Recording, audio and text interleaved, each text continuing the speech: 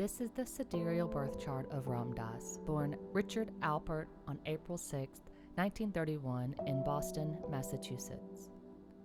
He was born with an Aquarius Ascendant, someone meant to walk a different path, a thinker, a teacher, a seeker of truth beyond the ordinary.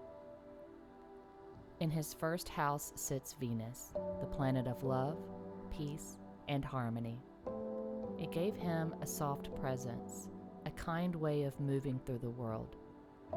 Venus also ruled both his home life and his public work, showing how he brought a sense of care and beauty to both. His chart ruler Saturn is in the 11th house, a place of community and shared vision. It shows someone who took personal experience and turned it into something that could serve others.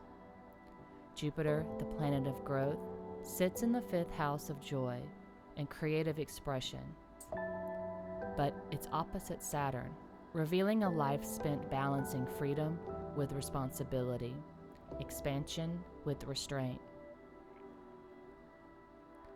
During his K2 period, he became a professor of psychology. K2 sits in the 8th house, the house of the unseen.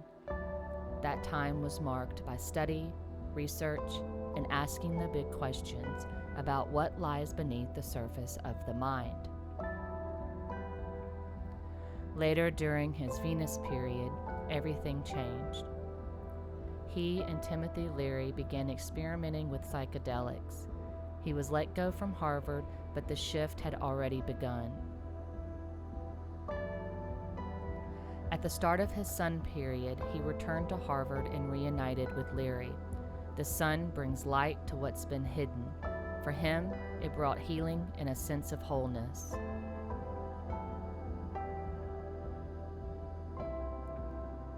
His Moon and Mars are in an exchange, tied to health, work, and emotion. Both are challenged, but together they form a bond. His energy, his feelings, and his service were all connected to his path and his purpose. He had 2 strokes during those planetary periods.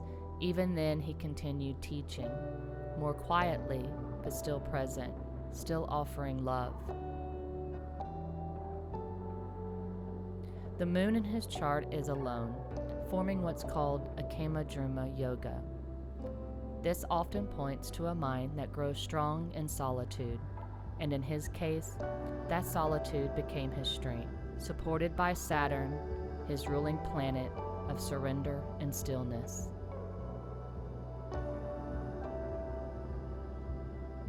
In the 2nd house, the place of voice and values, we see the Sun and Rahu together. This gave him a deep drive to express, to speak, to share, but it also asked him to let go of needing control and to trust something bigger. His sun sits in Revati, the final nakshatra. It's symbolized by the shepherd, the one who gently guides others towards the end of their journey. It's a fitting placement for someone who spent his life helping others find their way back to themselves. He passed at the age of 88 during his Rahu period, a time of departure, of letting go. For someone who taught so much about the soul, his leaving felt like part of the journey. So I am spirit transcending the body. The body dies, but the spirit that transcends it cannot be touched by death. That means that I am the deathless spirit. All this was not dull thought. It flashed through me vividly as living truth which I perceived directly, almost without thought process.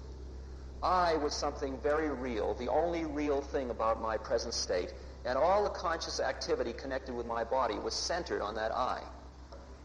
From that moment onward, the I or self focused attention on itself by a powerful fascination.